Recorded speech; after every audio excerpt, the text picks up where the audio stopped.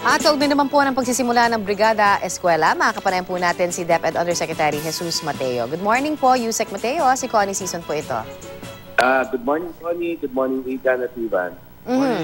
Unang-una, kasama ho nga natin sila. At unang-una, ano ho ba yung pinakamahalagang dapat paghandaan ng DepEd at mga eskwelahan po ngayong nalalapit na pasukan? Well, unang-una, syempre, pinakamahalaga dyan, makapasok lahat sa mga, mapapribadya o mapapubliko paaralan. Pati po yung tinatawag natin mga community-based learning centers, kagaya po ng Taderia. Sir, meron pa ho ba tayong ina-address, of course, dun sa mga kakulangan sa mga classroom, sa mga, of course, yung usual na chairs and tables? Ano po bang mga lagay ng ating mga pasilidad sa mga eskwelahan? Alam mo, Connie, depende yan kung paano mo titignan yung sinasabing pagkukulang. Kasi ang objective natin, dahan-dahan, pinapapa natin yung tinatawag natin na teacher-pupil ratio, classroom-pupil ratio, ratio, mga ganun, ano?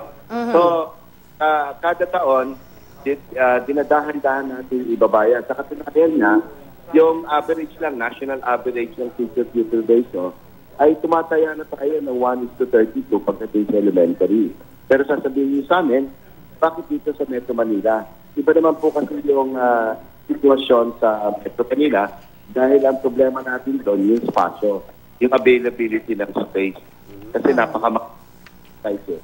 Sa katunayan nga, nandito ako sa City Central, sa Cagayan de Oro, at si Kalihim Leonor Briones, nasa Cebu, Duterte, para na mag-lead nung launching natin ng Brigada Eskwela. Kaugnay naman po dun sa K-12 curriculum ngayong school year, unang magkakaroon po ng estudyante sa grade 12. Sapat naman ho ba yung mga, classroom para doon sa mga additional na yon? Opo, kasi po yung preparasyon natin dito sa senior high school, nagsimula po ito ng mga 2014-2015, pagdating sa usapin ng silid-aralan at sa mga other facilities, no? Sa katunayan na, kung titignan natin yung budget na binibigay sa atin, pataas ng pataas yan, at yung bulk niyan ay napupunta doon sa senior high school. Kaya natutuwa nga tayo dito sa City Central School, 5:30 pa, ang dami na natin mga kasamahan na maghahanda doon sa ating taunang Brigada Eskwela. Ako naman, Yusek, personal po na kumukurot sa aking puso. Every time nakikita ko yung mga nafe-feature natin, na mga bata na naglalakad ng sobrang tagal, para lamang humaabot yung mga eskwelahan nila. Minsan, napaka-piligroso pa yung mga tulay. Paano ho tayo tulungan sa mga LGU po about this? Yan po yung tauna na lang na tema natin sa ating taunang Brigada Eskwela, na ibinabalik natin yung spirito ng bayanihan. Kaya ang katulong natin dito, siyempre, yung lokal na pamahalaan. Katulad, sabi mo nga, yung mga daanan, yung mga tulay, hindi naman siguro ang kagawaran yan.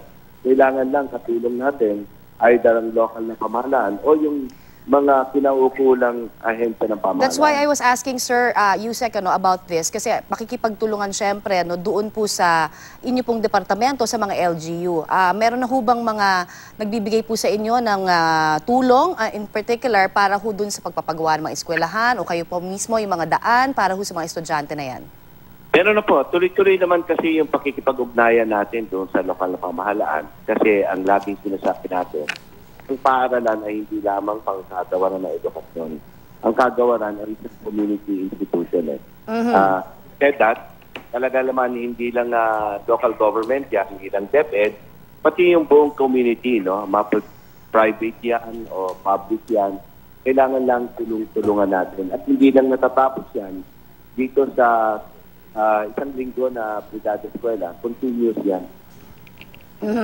Kasi parang taon-taon ho, parang ang tema talagang ganun pa rin, wala pa rin doon mismo sa mga far-flung areas o mga provinces na talagang eskwelahan na dapat sana ay meron na. Samantala, yun, maganda yung sinabi mo doon, Connie, yung kaya nga nananawagan din ka, bagamat sinusuportahan yung ibang yung karamihan ng ating pampublikong paaralan, suportahan din natin yung mga community-based learning centers, Tulad na lang po ng mga Taderia dito sa Mindanao, kung saan binibigyan natin ng kinder learning centers yung mga nasa dalayong lugar, mas lalo na doon sa conflict-affected area. Hawat yung isinusulong din po ni DepEd Secretary Leonor Briones ang paglaban po sa droga. Sa mga paaralan, may programa rin ho ba ang DepEd ukol dito? Opo, sa katunayan po, nilalatag na natin yung plano na magkaroon ng random drug testing. Pero dito po sa brigada natin, meron po tayong kampanyan. Maliban din sa mga earthquake drill. Dito nga po, sa balita ko dito sa Region 10, meron pa nga medical mission, merong Operation Tude, at kung ano pang programa para nang ma-active yung ating mga kababayan, mas lalo na yung kabataan na makapasok sa ating mga paaralan. Alright, maraming pong salamat sa inyo pong ibinigay sa aming oras, Undersecretary Jesus Mateo. Maraming salamat po. God bless.